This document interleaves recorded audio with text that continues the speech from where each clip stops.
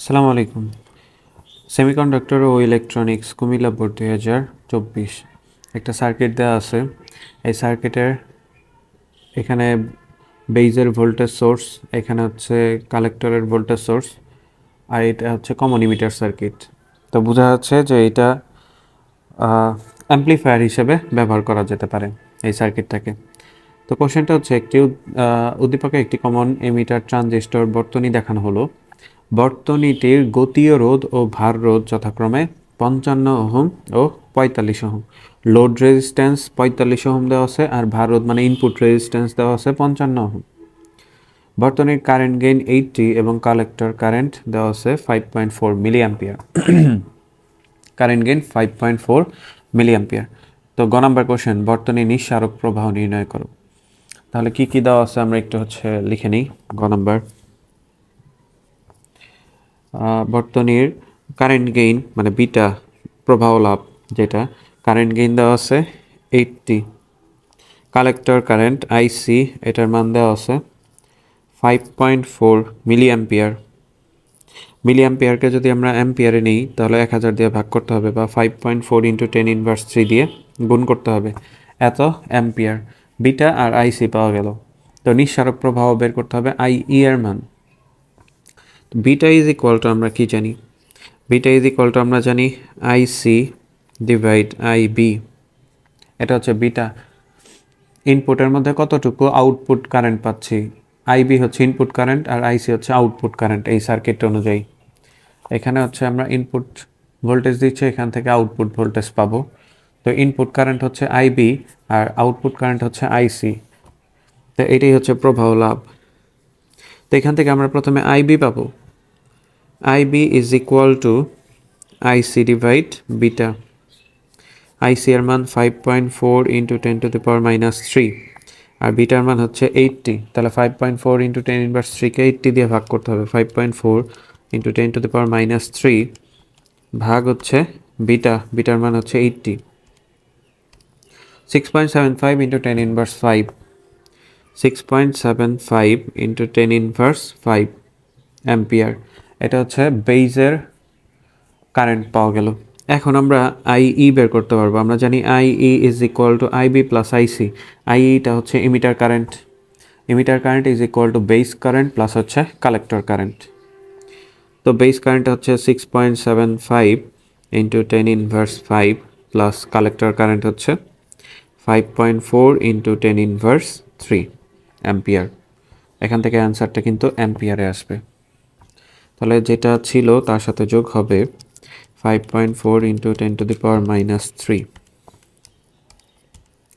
5.4675 into 10⁻³, 5.4675 into 10⁻³ ampere. বা এটাকে আমরা লিখতে পারি 5.4675 মিলি অ্যাম্পিয়ার। তো আমরা হচ্ছে এমিটার কারেন্ট পেয়ে গেলাম। I is equal to 5.4675 milli ampere. তো আশা করি ম্যাথটা সবাই বুঝতে পারছেন। যদি ক নাম্বারে আরও কোনো সমস্যা থাকে অবশ্যই কমেন্ট করে জানাবেন। এই ম্যাথটা আমরা আরও একভাবে করতে পারতাম। যেমন এখান থেকে যদি বিটা আর আলফা দিয়ে আলফা বের করতাম, আলফা বের করার পর আলফা ইজ ইকুয়াল টু আমরা জানি I C divide I E. এখান থেকে হচ্ছে আমরা আই ই এর মান বের করতে পারতাম। অর্থাৎ বিটা থেকে আলফা বের করতে হবে, আলফা থেকে আইসি এর মান তো জানাই আছে, আবার আই এর মান বের করা যাবে। অর্থাৎ দুইটা পদ্ধতিতে ম্যাথটা করা যায়। আর এখানে আমরা যেটা করলাম, বিটা থেকে প্রথমে আইবি বের করলাম, এরপর আই ইজ ইকুয়াল টু আমরা জানি আইবি প্লাস আইসি। এভাবেও করা যায়। তা আশা করি ম্যাথটা সবাই বুঝতে পারছেন। গ নাম্বারটা, ঘ নাম্বার বলা আছে উদ্দীপকের বর্তনী থেকে 100% ভোল্টেজ গেইন পাওয়া সম্ভব কিনা। 100% ভোল্টেজ গেইন পাওয়া সম্ভব কিনা এটা আমাদের বের করতে হবে। অর্থাৎ ভোল্টেজ গেইন বের করতে হবে। ভোল্টেজ গেইন বের করার সূত্র কি? ভিজি ভোল্টেজ গেইন। এটা ইজ ইকুয়াল টু ইনপুট ভোল্টেজের মধ্যে আমি কতটুকু আউটপুট ভোল্টেজ পাচ্ছি, এটি হচ্ছে ভোল্টেজ গেইন ভিজি। ইনপুট ভোল্টেজের মধ্যে আমি কতটুকু আউটপুট ভোল্টেজ পাচ্ছি, এটাই হচ্ছে ভোল্টেজ গেইন। তাহলে এইখানে ভি ইজ ইকুয়াল টু আমরা সূত্র জানি I into R. V is equal to I R. তাহলে এখানে 55 ওহম রোধ যেটা দেয়া আছে সেটা হচ্ছে আর আয়ের মান এই বরাবর ইনপুট রোধ হচ্ছে 55 ওহম, আর আর এল দেওয়া আছে লোড রেজিস্ট্যান্স, এটা হচ্ছে কালেক্টরের ক্ষেত্রে 45 ওহম। তাহলে ইনপুট ভোল্টেজ পাবো আমরা হচ্ছে ভি ইনপুট যেটা, সেটা পাবো হচ্ছে আমরা আইবি ইন্টু আর আই থেকে, ইনপুট রোধ ইন্টু হচ্ছে আইবি, আইবিটা হচ্ছে কিন্তু এখানে ইনপুট কারেন্ট, এদিক দিয়ে যেটা প্রবেশ করতেছে এটা ইনপুট কারেন্ট, তারপরে তার কিছু অংশ অ্যামিটার দিয়ে যাচ্ছে, বাকি অংশ কালেক্টর দিয়ে যাচ্ছে, কালেক্টর থেকে যেটা আমরা কালেক্ট করবো এটাই হচ্ছে আউটপুট। তাহলে ইনপুট ভোল্টেজ হচ্ছে বেজ এর প্রবাহ ইন্টু হচ্ছে ইনপুট রেজিস্ট্যান্স। তো বেজের প্রবাহ আমরা অলরেডি পেয়েছি, বেজের প্রবাহ কত পেয়েছিলাম, বেজের প্রবাহ আমরা পেয়েছি, বেজের প্রবাহ 6.75 ইন্টু 10⁻5 অ্যাম্পিয়ার পেয়েছিলাম। তাহলে এত অ্যাম্পিয়ার ইন্টু 55 ওহম, তো এটাকে ক্যালকুলেশন করি, 6.75 ইন্টু 10⁻⁻5 গুণন 55। ইনপুট ভোল্টেজ আমরা পেলাম 3.7125 ইন্টু 10⁻³ ভোল্ট, এটা হচ্ছে ইনপুট ভোল্টেজ পেলাম আমরা, ভি ইনপুট। এরপর আবার ভি আউটপুট বের করতে হবে, V output is equal two হবে আইসি ইন্টু আর এল, কালেক্টর প্রবাহ আর হচ্ছে লোড রেজিস্ট্যান্স যেটা সেটা হচ্ছে কিন্তু আউটপুট ভোল্টেজ হবে, অর্থাৎ কালেক্টর আর আর এল এখান থেকে হচ্ছে ভি আউটপুট পাওয়া যাবে। তাহলে আমরা আইসি এর মান জানি, আইসি এর মান 5.4 ইন্টু 10⁻³ অ্যাম্পিয়ার, আর আর এল এর মান হচ্ছে 45 ওহম। এই দুইটা ক্যালকুলেশন করি, 5.4 ইন্টু 10⁻³ গুণন 45,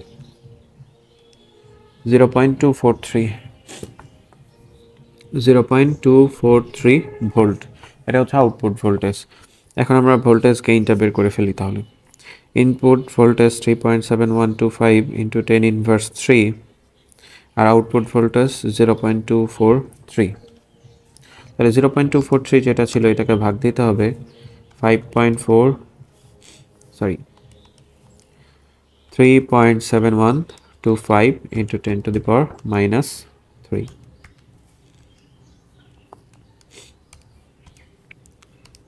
65.4545, 65.4545 ভোল্ট। তাহলে ভোল্টেজ গেইন পাওয়া গেল 65.4545 ভোল্ট।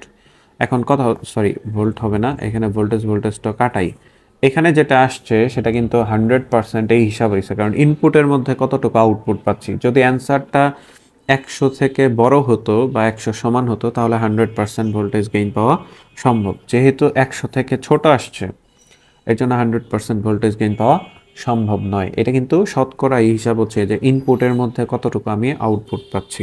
তাহলে অ্যান্সার হবে 100% ভোল্টেজ গেইন পাওয়া সম্ভব নয়, ভোল্টেজ গেইন পাওয়া সম্ভব নয়। তাহলে আগে আমাদের কি করতে হবে, ভি ইনপুট বের করতে হবে, তারপরে হচ্ছে ভি আউটপুট বের করতে হবে। ভোল্টেজ গেইন হচ্ছে ইনপুট ভোল্টেজের মধ্যে আমি কতটুকু আউটপুট ভোল্টেজ পাচ্ছি, তো এখান থেকে আমরা হিসাব করে ক্যালকুলেশন করে পেলাম 65.45। যদি অ্যান্সারটা আসতো 100 বা 100-এর উপরে তাহলে 100% ভোল্টেজ গেইন পাওয়া সম্ভব হতো। তা আশা করি সবাই ম্যাথটা বুঝতে পারছেন। এরপরে যদি কোনো সমস্যা থাকে অবশ্যই কমেন্ট করে জানাবেন। আল্লাহ হাফেজ।